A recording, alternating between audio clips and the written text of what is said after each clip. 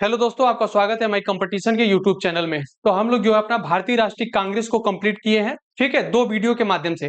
पहली वीडियो में हम लोग देखे प्रमुख अधिवेशन और इस जो भारतीय राष्ट्रीय कांग्रेस इसकी स्थापना कैसे हुई, इसके बारे में पूरी जानकारी हम आप लोगों को दे चुके हैं। उसके बाद कौन मोस्ट इंपॉर्टेंट जो आपकी ये भारतीय राष्ट्रीय कांग्रेस की तरह से जितनी पार्टियां बनाई गई थी उनके बारे में हम लोग जानकारी प्राप्त किए, ठीक है। मतलब जब ये बनी कांग्रेस पार्टी, इसके पहले कौन कौन सी और पार्टी थी जो योगदान दी थी हमारे स्वतंत्रता संग्राम के लिए, ठीक है। तो उसके बारे में देख लिए हम लोग।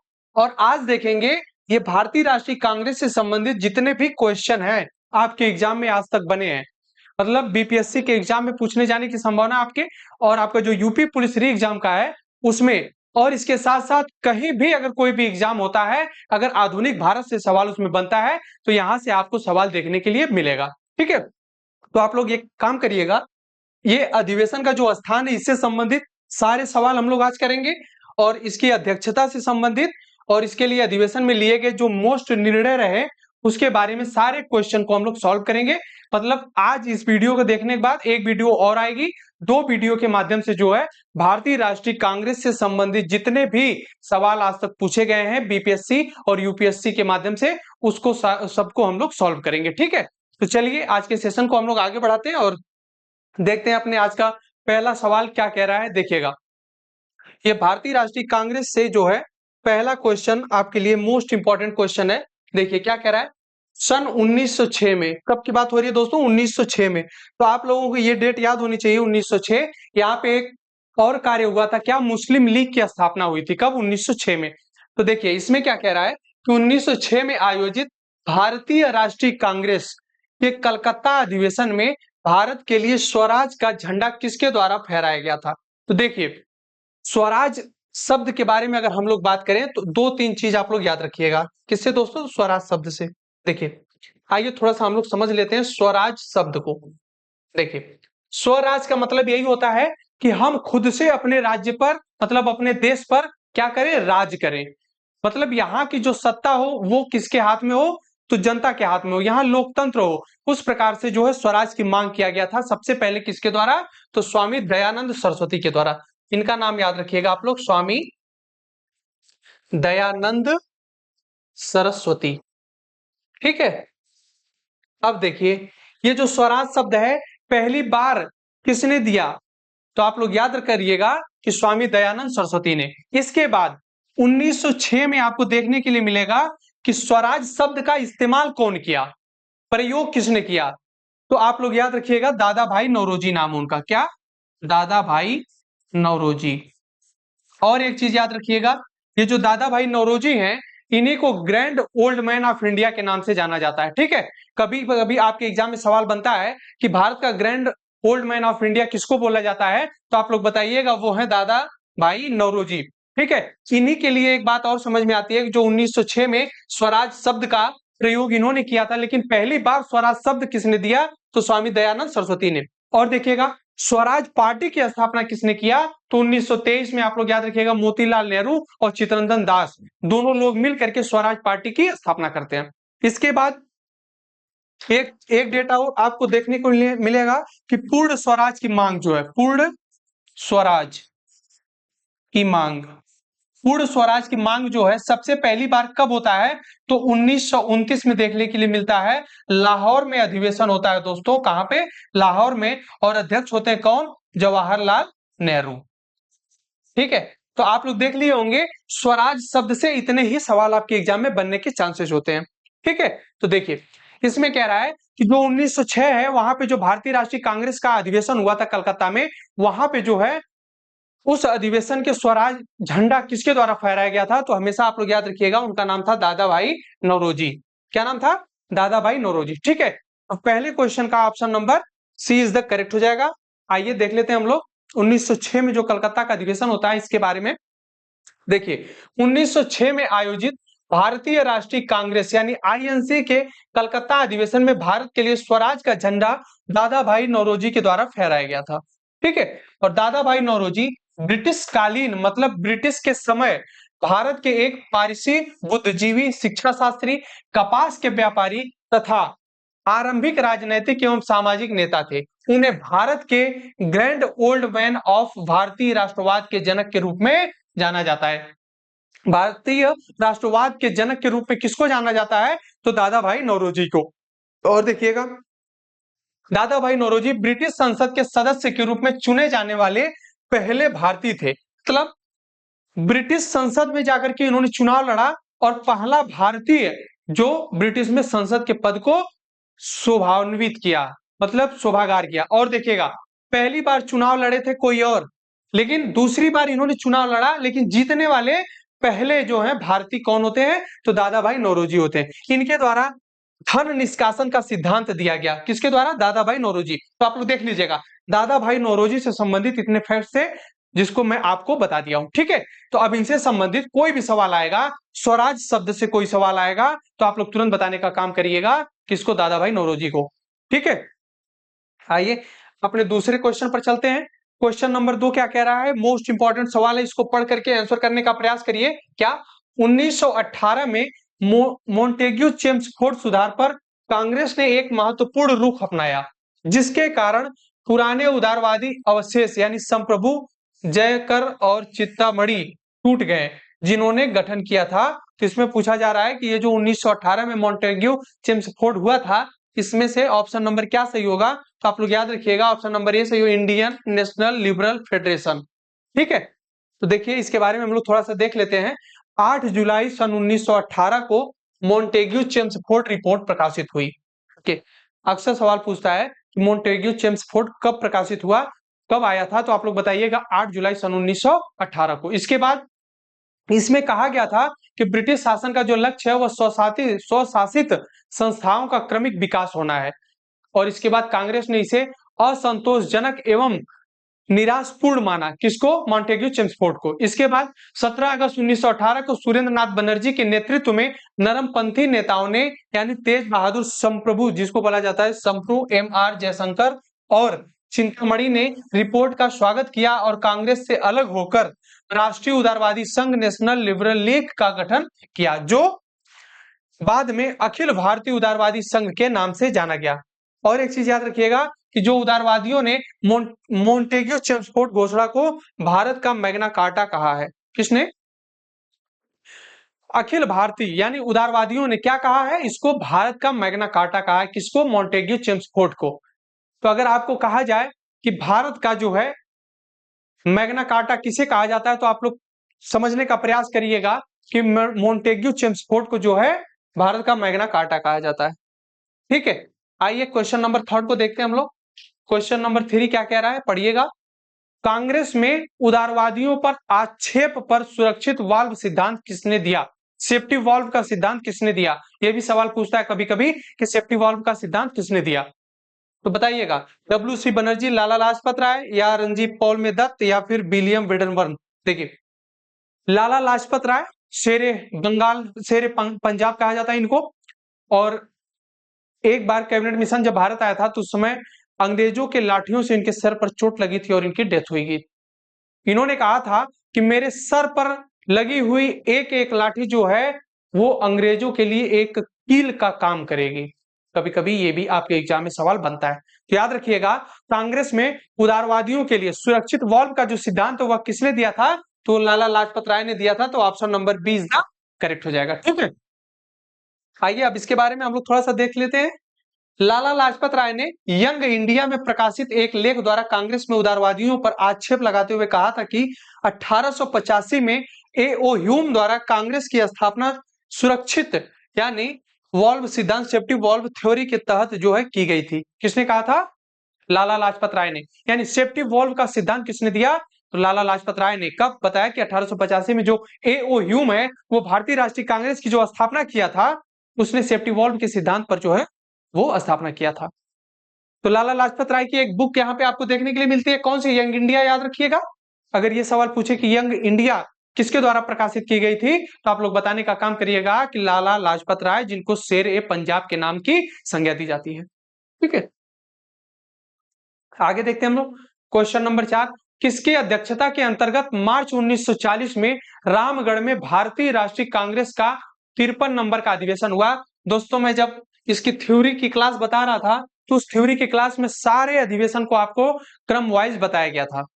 किस अधिवेशन का क्या महत्वपूर्ण योगदान रहा, कौन सा अधिवेशन कहां पे किया गया, इन सब चीजों के बारे में है जो कि जानकारी आपको दे दी गई है। तो आप बताइएगा कमेंट बॉक्स में। थ्योरी के बाद हम लोग क्वेश्चन कर रहे हैं, भारतीय राष्ट्रीय कांग्रेस से संबंधित जितने भी सवाल हम लोग सॉल्व करेंगे, ठीक है, 2 वीडियो के माध्यम से। आज 22 क्वेश्चन है, कल जो है इतना ही क्वेश्चन लेकर के हम पूरे टॉपिक को फिनिश करेंगे, ठीक है।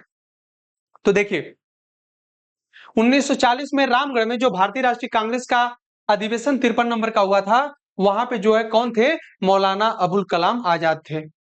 आपको याद होना चाहिए कि 1940 से लेकर के 1945 तक, कब, 1940 से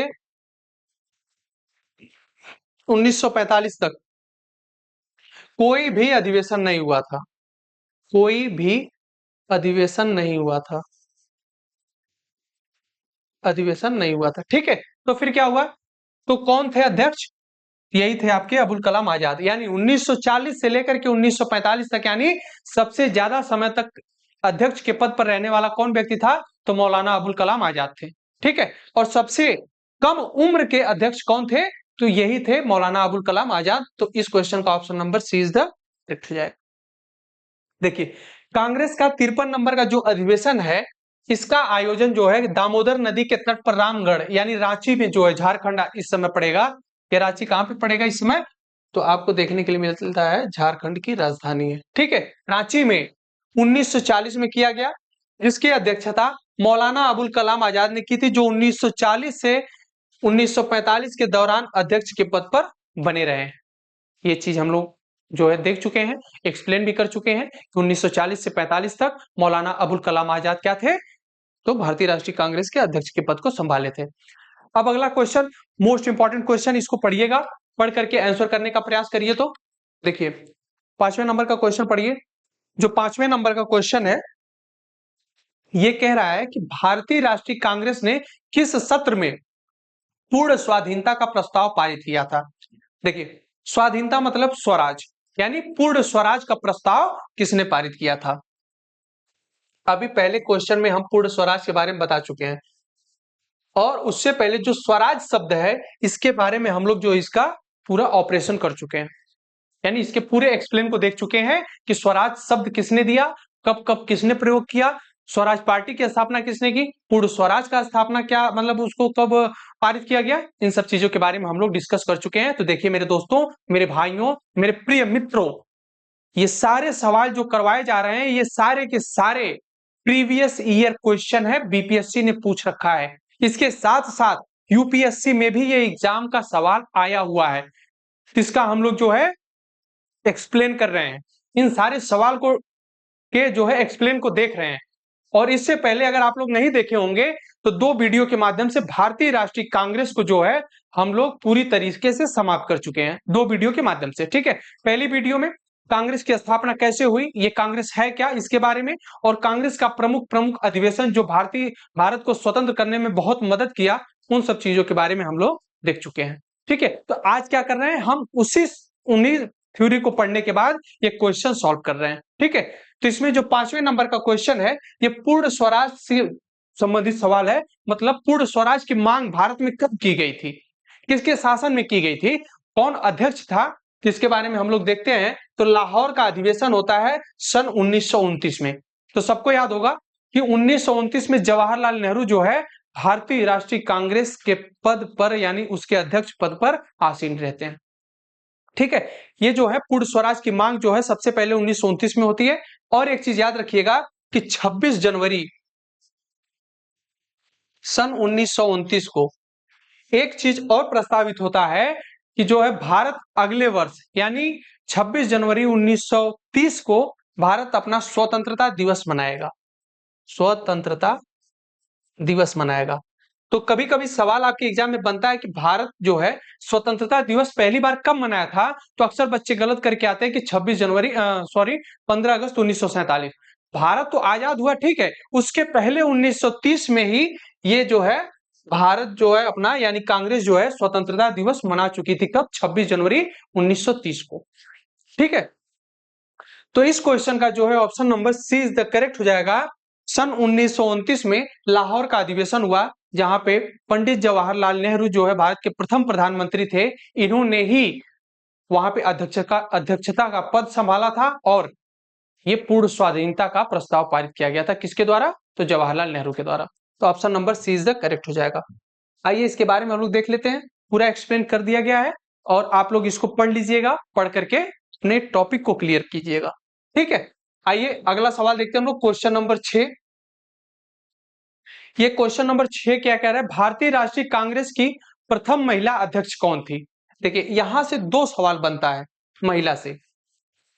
ठीक है, देखिए सबसे पहली चीज हम लोग देखते हैं कि आईएनसी यानी भारतीय राष्ट्रीय जो कांग्रेस है, इसको समझने से पहले एक चीज देखिएगा कि इसमें अब तक मतलब ये जो पहली महिला अध्यक्ष हैं, भारतीय महिला अध्यक्ष हो या फिर कोई भी महिला हो, उनसे पहले जितने भी अध्यक्ष रहे हैं सब पुरुष रहे हैं। या तो मुस्लिम अध्यक्ष रहा है, या फिर कोई पारसी अध्यक्ष रहा है, या कोई भारतीय हिंदू अध्यक्ष रहा है, या फिर कोई अंग्रेज अध्यक्ष रहा है। मतलब महिला के पद पे सबसे पहली बार कोई बैठा था तो 1917 में बैठी थी। कौन? Annie Besant. Annie Besant. इनसे पहले सभी पुरुष थे जो भारतीय राष्ट्रीय कांग्रेस के अध्यक्ष पद को संभाले थे। सवाल क्या कह रहा है कि भारतीय राष्ट्रीय कांग्रेस की प्रथम महिला अध्यक्ष, तो महिला की बात किया जाए तो एनी बेसेंट यानी ऑप्शन नंबर बी सही हो जाएगा। ये कब हुई थी? तो 1917 में। इनके बाद फिर सन 1925 आता है। 1925 में एक महिला और बनती है जिनका नाम होता है सरोजिनी नायडू। सरोजिनी नायडू। ठीक है, अब ये जो सरोजिनी नायडू हैं, ये भारतीय महिला है, मतलब भारत की रहने वाली है, भारतीय मूल की हैं। तो आप लोगों के दिमाग में आएगा कि सर जो एनी बेसेंट है क्या वो भारतीय नहीं थी? नहीं, वो भारतीय नहीं थी, वो आयरलैंड से आई थी। कहां से? आयरलैंड से। इसलिए इनको आयरिश वुमेन के नाम से भी जाना जाता है कि मतलब आयरिश महिला जो पहली बार राष्ट्रीय कांग्रेस के पद पर आसीन हुई थी, तो कौन थी वो? Annie Besant. तो इस क्वेश्चन का option number C B is the correct हो जाएगा। देखिए एनी बेसेंट भारतीय राष्ट्रीय कांग्रेस की पहली महिला अध्यक्ष थी। इन्होंने 1917 में कलकत्ता कांग्रेस अधिवेशन में यानी 32वां अधिवेशन जो हुआ था वहां पे अध्यक्षता की थी। और सरोजिनी नायडू 1925 में कानपुर अधिवेशन की अध्यक्षता करने वाली प्रथम भारतीय महिला थी। और आपको बता दिया जाए कि भारतीय राष्ट्रीय कांग्रेस की स्थापना एओ ह्यूम द्वारा कब हुई थी? 28 दिसंबर सन 1885 को। कहां हुई थी? तो बंबई में स्थित गोकुलदास तेजपाल संस्कृत कॉलेज में हुआ था। ठीक है, इसके पहले अध्यक्ष जो थे आपको बताया गया है डब्ल्यूसी बनर्जी थे। कौन? डब्ल्यूसी बनर्जी। ठीक है, दूसरे अध्यक्ष कौन थे? तीसरे, चौथे, 4 अध्यक्ष मोस्ट इंपॉर्टेंट है कांग्रेस के। पहला जो है आपका बंबई में हुआ था, फिर कलकत्ता में अधिवेशन हुआ, फिर उसके बाद मद्रास में हुआ, फिर इलाहाबाद में हुआ। ठीक है, तो दूसरे नंबर पर दादा भाई नौरोजी होते हैं। तीसरे नंबर पर जो बदरुद्दीन तैयब जी जो प्रथम मुस्लिम अध्यक्ष होते हैं वो बनते हैं। और चौथे नंबर पर जो प्रथम अंग्रेज अधिकारी जो होता है कांग्रेस के पद पर आसीन होता है वह जॉर्ज यूल होते हैं। कौन? George Yule. कहाँ का अधिवेशन रहता है? तो इलाहाबाद का। ठीक है, आगे देखते हैं हम लोग क्वेश्चन नंबर 7। पढ़िएगा क्वेश्चन नंबर 7 को, पढ़ करके आंसर करने का प्रयास करिए। देखिए डेट जो है 1922 की है, तो आप लोगों को ये याद हो जाना चाहिए डेट जैसे ही आए, मतलब 1922 में कौन सा अधिवेशन हुआ था, कहां पे हुआ था, कौन अध्यक्ष थे। तो देखिए 1922 जो है वो गया में अधिवेशन हुआ था। कहां पे दोस्तों? गया में। और एक चीज आपको यहाँ पे देखने के लिए मिलेगी कि जब गया यानी पटना में है, गया कहां पे है? पटना में। इसके पहले 1912 में एक बार और अधिवेशन हो चुका होता है पटना बांकीपुर में। ठीक है, अब सवाल कर रहा है कि भारतीय राष्ट्रीय कांग्रेस के 1922 ईस्वी में आयोजित गया अधिवेशन के अध्यक्ष कौन थे? मतलब देखिए जो अधिवेशन होता था दोस्तों ना, ये हर वर्ष होता था। कब से? 1885 से कंटिन्यू होता था। और कभी कभी तो ऐसा होता था कि विशेष अधिवेशन बुलाने की आवश्यकता पड़ जाती थी। अब विशेष अधिवेशन क्या होता है?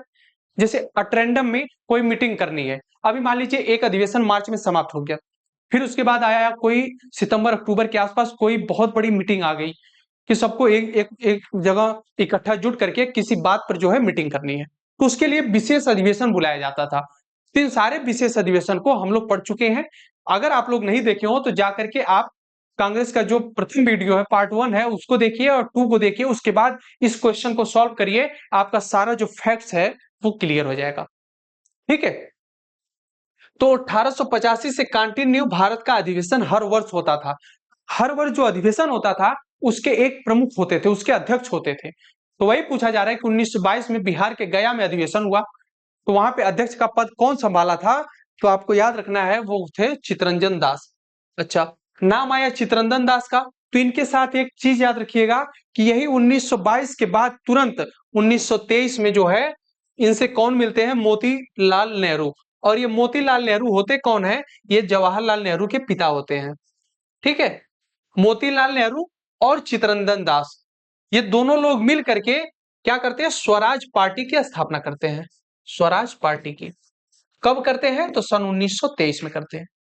ठीक है, तो ये चीज, ये फैक्ट्स आप लोग याद रखिएगा। 1922 में गया में अधिवेशन हुआ, अध्यक्ष का पद चितरंजन दास संभाले थे। ठीक है, आगे देख लेते हैं हम लोग। वही चीज है, भारतीय राष्ट्रीय कांग्रेस 1922 में आयोजित किया गया अधिवेशन, चितरंजन दास अध्यक्ष थे। इस अधिवेशन में सरकार द्वारा बनाई परिषदों का बहिष्कार अथवा परिषदों में प्रतिभाग करने पर विमर्श किया गया था।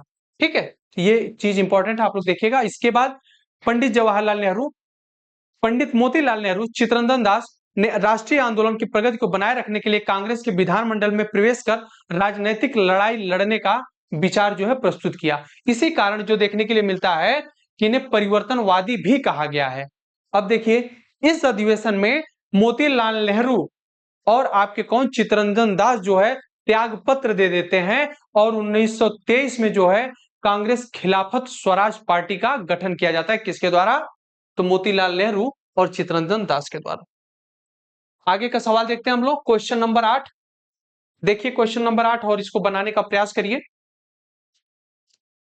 अब जो वर्ष आपके सामने है, 1929 में लाहौर में आयोजित भारतीय राष्ट्रीय कांग्रेस के अधिवेशन का अध्यक्ष कौन था? अभी देखिए, हम लोग 22 में देखे हैं कहां पे अधिवेशन हुआ था? गया में। और कौन अध्यक्ष का पद संभाला था? चितरंजन दास। मोतीलाल नेहरू और चितरंजन दास दोनों लोग मिल करके कौन सी पार्टी की स्थापना करते हैं? स्वराज पार्टी की। कभी कभी स्वराज पार्टी की जगह पे ये अखिल स्वराज पार्टी नाम जोड़ दिया जाता है, अखिल स्वराज पार्टी। तो आप लोग इस चीज से घबराइएगा मत, क्योंकि ये जो अखिल है सिर्फ आगे जोड़ा जाता है। एक्चुअल में पार्टी जो होती है वो अखिल स्वराज पार्टी, यानी जो स्वराज पार्टी होती है उसी के बारे में बात की जाती है। 1929 लाहौर अधिवेशन, सॉरी 1923। ठीक है, देखिए ये जो सवाल पूछा जा रहा है कि 1923 में लाहौर अधिवेशन में आयोजित भारतीय राष्ट्रीय कांग्रेस के अधिवेशन का अध्यक्ष जो थे वो जवाहरलाल नेहरू थे। और ये 1929 में मोस्ट इंपॉर्टेंट चीज क्या हुई थी? देखिएगा, पूर्ण स्वराज की मांग हुई थी। पूर्ण स्वराज की मांग, तो याद रखिएगा पूर्ण स्वराज की मांग जो है पहली बार कब हुआ था? तो जवाहरलाल नेहरू अध्यक्ष थे भारतीय राष्ट्रीय कांग्रेस के, उस समय लाहौर में अधिवेशन हो रहा था और उस अधिवेशन में अध्यक्ष के पद पर जवाहरलाल नेहरू थे। इन्होंने ही पूर्ण स्वराज की मांग की थी। देखिए 1929 लाहौर अधिवेशन ये देख चुके हम लोग। पंडित जवाहरलाल नेहरू उसके अध्यक्ष थे और कांग्रेस इस अधिवेशन में पूर्ण स्वराज का प्रस्ताव पारित करती है और इसके बाद 26 जनवरी को स्वतंत्रता दिवस मनाने का भी निर्णय लिया जाता है। ठीक है, आगे देखते हैं हम लोग नरमपंथियों के बारे में। तो आप लोगों को पता होगा कि जो कांग्रेस थी, भारतीय राष्ट्रीय कांग्रेस, जो आज की कांग्रेस से बिल्कुल अलग थी, मतलब आजादी के पहले आप देखेंगे कि कांग्रेस जो है 1907 का एक अधिवेशन होता है दोस्तों, और ये अधिवेशन कहां होता है? सूरत में होता है। और इसके जो अध्यक्ष होते हैं कौन होते हैं आप लोग बताइएगा। तो यहाँ पे कांग्रेस दो भाग में बढ़ जाती है, एक होता है नरम दल, एक होता है गरम दल। अच्छा, गरम दल और नरम दल का मतलब ये है कि जितने भी अनुभवी नेता थे, बुजुर्ग नेता थे, वो सभी लोग नरम दल का रुख अख्तियार करते हैं। और जो गरम दल होता है, आप लोगों को पता ही होगा, जितने नवयुवक होते हैं, युवा होते हैं, वो सब लोग कौन सी पार्टी को बनाते हैं? तो गरम दल को बनाते हैं। ठीक है, जैसे बाल गंगाधर तिलक हुए, सुभाष चंद्र बोस हुए, तमाम लोग जो है गरम दल में शामिल होते हैं। ठीक है, तो ये 7 में अधिवेशन होता है सूरत में, इससे विभाजन होता है किसका? नरम दल और गरम दल का। इसमें ये कांग्रेस पार्टी विभाजित हो जाती है। अब देखने के लिए मिलेगा कि फिर ये पार्टी एक कब होती है, मतलब कांग्रेस का फिर विलय कब होता है? तो 1916 में दोस्तों अधिवेशन होता है। कब? 1916 में। और कहां होता है? लखनऊ में। वहां पे कांग्रेस पार्टी जो है, नरम दल गरम दल एक हो जाते हैं। और जो 1906 में मुस्लिम लीग की स्थापना हुई रहती है, वो भी आकर के कांग्रेस के साथ जो है सम्मिलित हो जाती है कि भैया हम भी आपके साथ मिल करके भारत को आजाद करने में आपका सहयोग करेंगे। तो 1916 का अधिवेशन मोस्ट इंपॉर्टेंट अधिवेशन है, ठीक है। और वहां पे कौन होते हैं? रास बिहारी बोस। अब देखिएगा ये सवाल, नरमपंथियों द्वारा उपयोग में लाई गई प्रार्थना याचिका और विरोध की पद्धति को गरम दल के नेताओं ने क्या कह के पुकारा था? तो उन्होंने कहा था भिक्षावृत्ति की राजनीति। मतलब गरम दल, देखिए वैसे भी जो गरम दल का मतलब होता है, आप लोग समझिएगा, जो नव युवक होते हैं, युवा होते हैं, उनके अंदर वैसे भी खून होता है, वो किसी भी डिसीजन को लेने के लिए तत्पर होते हैं। मतलब उनके अंदर जोश होता है, उमंग होता है, उत्साह होता है, लालसा होती है। तो इन सब के द्वारा वो जो है किसी भी निर्णय यानी किसी भी काम को उस समय करने में बहुत ही माहिर होते हैं। तो वही पूछा जा रहा है कि जब नरम दल गरम दल में पटा, तो नरम दल जो है वो गरम दल से बहुत ही नाराज था और गरम दल भी नाराज था। तो इसमें देखा गया कि जो गरम दल के लोग थे वो नरम दल को क्या कहते थे कि भिक्षावृत्ति की राजनीति कर रहे हैं, मतलब अंग्रेजों से भिक्षा में मांग रहे हैं कि हमको आजाद कर दो। तो उनका कहना था क्या भिक्षा में मांग करके भारत को वो आजाद कर देंगे? तो ऐसा बिल्कुल नहीं था। हाँ, ये जो नरम दल के लोग थे ये थोड़ा सा चीजों को समझ रहे थे, अनुभव के द्वारा अपनी चीजों को बता रहे थे जनता को, लेकिन जो गरम दल वाले थे ये लोग मानने के लिए बिल्कुल तैयार नहीं थे। और ये भी कह रहे थे कि आप लोग जो ये भिक्षावृत्ति की राजनीति कर रहे हैं इससे भारत कभी भी आजाद नहीं हो पाएगा। तो इस प्रकार से इन दोनों में टूट होती है 1907 में, लेकिन फिर आगे चल करके ये दोनों पार्टियां एक हो जाती हैं, ठीक है। देखिए 1905 तक भारत के राष्ट्रीय आंदोलन पर उन लोगों का वर्चस्व था जिनको प्रायः नरमपंथी राष्ट्रवादी उदारवादी कहा जाता था। इसके बाद ये उदारवादी नेता संवैधानिक तरीकों से ही भारत की स्वतंत्रता प्राप्त करना चाहते थे, क्योंकि अंग्रेजों की न्यायप्रियता में इनकी घोर आस्था थी। इसलिए उदारवादी नेता अपनी मांग प्रार्थना पत्र, प्रतिवेदन, स्मरण पत्र एवं शिष्ट मंडलों के द्वारा सरकार के सम्मुख प्रस्तुत करते थे। इनके इसी लचीलेपन और संयत व्यवहार के कारण उग्रपंथी नेताओं ने इन्हें राजनीतिक भिक्षावृत्ति की संज्ञा प्राप्त की। मतलब कि आप लोग इतने नरम तरीके से अगर मांगेंगे तो क्या अंग्रेज हमको दे देंगे क्या? मतलब भारत को आजाद कर देंगे? तो ऐसा बिल्कुल नहीं था। बहुत संघर्ष हुआ, उसके बाद जो है भारत को आजादी मिली है, ठीक है। हम लोग देखेंगे अपना अगला क्वेश्चन, क्वेश्चन नंबर 10 जो है मोस्ट इंपॉर्टेंट क्वेश्चन है। भारतीय राष्ट्रीय कांग्रेस का पहला जो अधिवेशन हुआ था वो तो सबको पता है, लेकिन यहाँ पे सवाल जो पूछा जा रहा है कि प्रथम मुस्लिम अध्यक्ष कौन था? मतलब जो भारत की राष्ट्रीय कांग्रेस की स्थापना हुई थी, लोग ऐसा समझते हैं कि वो हिंदू पार्टी थी, तो ऐसा दोस्तों नहीं है। यहाँ पे हिंदू, मुस्लिम, सिख, ईसाई और यहाँ तक कि पारसी लोग भी यहाँ पे सहयोग किए थे। कहाँ पे? कांग्रेस की पार्टी में, यानी भारतीय राष्ट्रीय कांग्रेस में सहयोग दिए थे, तो भारत आजादी के रास्ते पर चल पड़ा था। और इसके साथ साथ जिनके दिमाग में ये बना हो कि ये हिंदुत्व की पार्टी थी, तो ऐसा बिल्कुल नहीं है। आपको देखने के लिए मिलेगा कि पहले ही जो अध्यक्ष थे डब्ल्यू.सी. बनर्जी, उनके तुरंत बाद जो अध्यक्ष बनते हैं वो होते हैं वो दादा भाई नौरोजी। और दादा भाई नौरोजी जो होते हैं ये पहले पारसी अध्यक्ष होते हैं, और इनके तुरंत बाद बनते हैं बदरुद्दीन तैयब जी, वो प्रथम मुस्लिम अध्यक्ष होते हैं। तो अब आप देखिए, पारसी अध्यक्ष, मुस्लिम अध्यक्ष, इसके बाद जो जॉर्ज यूल बनते हैं। अब ये जॉर्ज यूल जो होते हैं अंग्रेज अधिकारी होते हैं। तो ऐसे कैसे हम कह सकते हैं कि जो भारतीय राष्ट्रीय कांग्रेस थी वो हिंदुत्व की पार्टी थी? ऐसा बिल्कुल भी नहीं है। जो ये सोचते हो वो गलत बातें हैं। बाकी हम लोग क्वेश्चन देखते हैं, ये क्वेश्चन क्या कह रहा है कि भारत की जो राष्ट्रीय कांग्रेस पार्टी बनी थी उसका पहला मुस्लिम अध्यक्ष कौन था? तो क्या आर के किदवई थे, या फिर बदरुद्दीन तैयब जी, हकीम अजमल खां थे, या फिर जाकिर हुसैन? तो आप लोग हमेशा याद रखिएगा कि बदरुद्दीन तैयब जी नाम के एक व्यक्ति हुआ करते थे, जो कांग्रेस के यानी भारतीय राष्ट्रीय कांग्रेस के तीसरे अधिवेशन में, कहां पे?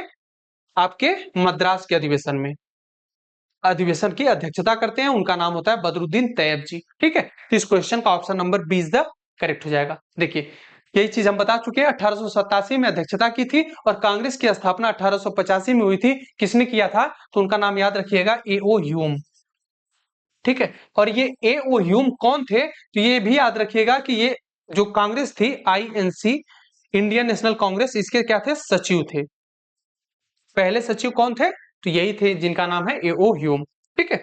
आगे सवाल देखते हैं हम लोग, क्वेश्चन नंबर 11।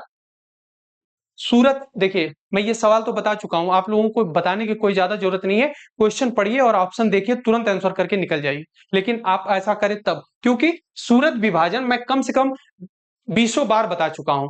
जब से ये सेशन स्टार्ट हुआ है उसके पहले जितने भी प्रैक्टिस सेट आपको करवाए गए हैं यूपी पुलिस तमाम चीजों में 1907 का जो अधिवेशन था इसके बारे में बताया जा चुका है। तो क्या पूछ रहा है कि 1907 का जो सूरत विभाजन था इसके बाद भारतीय राष्ट्रीय कांग्रेस पर किसका नियंत्रण हुआ, मतलब सूरत विभाजन हुआ नरमपंथी और गर्मपंथी, तो किसका ज्यादा वर्चस्व था भारतीय राष्ट्रीय कांग्रेस पर। तो आप लोग याद रखिएगा, अक्सर जो होता है जो बड़े बुजुर्ग लोग होते हैं वो तो खैर अलग हो जाते हैं, ठीक है, लेकिन उन्हीं की बात पूरे समाज में पूरी सोसाइटी में माना जाता है। जैसे सिंपल वे में आप लोग समझिए, कोई एक घर है, यहां पर एक पिता है, ठीक है, इसका एक लड़का है। अगर इन दोनों में by the way by chance अलगाव होता है, कोई भी कारण हो सकता है, तो अक्सर जो पिता है इनके साथ ग्रामवासी होते हैं। और इसके लिए कारण भी होता है, क्यों होते हैं, क्योंकि ये जो पिता होते हैं इनको जो गांव वाले हैं लड़कों से पहले परिचित होते हैं और इनकी चीजें इनको ज्यादा समझ में आती है। भले ही लड़का सही हो लेकिन लोग मानने के लिए तैयार नहीं होते। वही चीज कांग्रेस पार्टी में थी, भारतीय राष्ट्रीय कांग्रेस पार्टी में थी, क्या कि जो नरम दल है गरम दल में पटा, तो जो युवा लोग थे वो गरम दल चुने और जो बुजुर्ग लोग थे वो नरम दल चुने। तो नरम दल जो है इसका वर्चस्व ज्यादा हो गया भारतीय राष्ट्रीय कांग्रेस पर, मतलब इसका शासन, इसकी बातें, इसका प्रशासन, सारी चीजें जो है उन्हीं की चलती थी, किसकी, नरम पंथियों की। तो इस क्वेश्चन का option number C is the correct है। अब देखिएगा, कांग्रेस का सूरत अधिवेशन 1907 में हुआ, ठीक है, और यहाँ पे अध्यक्ष पद के लिए अगर बात किया जाए तो नरमपंथी एवं गर्मपंथी दल के नेताओं में विवाद हुआ, जिसके परिणाम के स्वरूप कांग्रेस का विभाजन हो जाता है। इसके बाद इस अधिवेशन के अध्यक्ष नरम दल के नेता रास बिहारी घोष बने और साथ ही साथ कांग्रेस पर नरमपंथियों का वर्चस्व स्थापित हो जाता है। आगे हम लोग देखते हैं अपना क्वेश्चन नंबर 12, ठीक है। इस क्वेश्चन को देखने के बाद फिर नेक्स्ट वीडियो में हम लोग मिलेंगे, जहां पे इसी से संबंधित 20 से 25 सवाल को करा करके आपका भारतीय राष्ट्रीय कांग्रेस को समाप्त किया जाएगा, ठीक है। देखिए, वीडियो लंबी इसलिए नहीं की जा रही है क्योंकि उससे ज्यादा कोई आपका इंपॉर्टेंस नहीं है, इंपॉर्टेंस ये है कितने सवाल हो रहे हैं, उसका एक्सप्लेन किस प्रकार से किया जा रहा है। और एक चीज, जो भी टॉपिक का हम थ्योरी कराएंगे उसके साथ साथ अगली वीडियो में हम उसका क्वेश्चन भी आपको सॉल्व करवाते चलेंगे। क्यों? क्योंकि इससे आपको पता लगेगा कि जो थ्योरी पढ़ाई जा रही है उससे संबंधित कौन कौन से सवाल पीछे पूछे जा चुके हैं आपके जो हो चुकी परीक्षा है, ठीक है। तो इससे आपका कॉन्सेप्ट क्लियर होगा, क्वेश्चन का लेवल आपको पता लगेगा, उसका एक्सप्लेनेशन समझ में आएगा, ठीक है। देखते हैं हम लोग क्वेश्चन नंबर 12। 1888 में इलाहाबाद में किस राजा ने भारतीय राष्ट्रीय कांग्रेस के चौथे अधिवेशन के संपन्न होने में बहुत बहुमूल्य सहायता प्रदान की थी। अब देखिए, जो चौथा अधिवेशन हुआ था उसकी अध्यक्षता कौन किया था, तो याद रखिएगा वो अधिवेशन जो है वो हुआ था इलाहाबाद में और इसके अध्यक्ष कौन थे, जॉर्ज यूल थे, जॉर्ज यूल। और ये जॉर्ज यूल दोस्तों थे कौन, तो ये प्रथम अंग्रेज था जो भारतीय राष्ट्रीय कांग्रेस पर विराजमान हुआ था, ठीक है। तो देखिए, वो राजा का नाम है, आप लोग याद रखिए, दरभंगा के राजा थे। कौन? दरभंगा के राजा, जिन्होंने 1888 का अधिवेशन इलाहाबाद में हुआ था उसको संपूर्ण होने में, मतलब उसको समाप्त होने में बहुत बड़ा योगदान दिया था इन्होंने, ठीक है। देखिए, 1888 में इलाहाबाद में दरभंगा के राजा ने भारतीय राष्ट्रीय कांग्रेस के चौथे अधिवेशन के संपन्न होने में बहुमूल्य सहायता प्रदान की थी। इन्होंने इलाहाबाद में लोथर काउंसिल खरीदकर कांग्रेस को दे दिया। इस अधिवेशन की अध्यक्षता जॉर्ज यूल ने की थी। सर सैयद अहमद खां एवं वाराणसी के राजा शिव प्रसाद सितारे हिंद ने इस अधिवेशन का विरोध किया था उस समय, ठीक है। तो देखते रहिए आप लोग। देखिए, आज हम लोग कितने सवाल किए हैं, तो 12 नंबर का सवाल कर चुके हैं। आगे जो है आप लोगों को देखने के लिए मिलेगा इसका नेक्स्ट पार्ट, ठीक है, जहां पे आपको भारतीय राष्ट्रीय कांग्रेस से इंपॉर्टेंट जितने भी क्वेश्चन है उनको सॉल्व किया जाएगा और इसके साथ साथ प्रीवियस ईयर क्वेश्चन आपको सॉल्व करवाया जा रहा है, ठीक है। तो देखते रहिए हमारी कंपटीशन के यूट्यूब चैनल को। मिलते हैं नेक्स्ट वीडियो में, तब तक के लिए जय हिंद।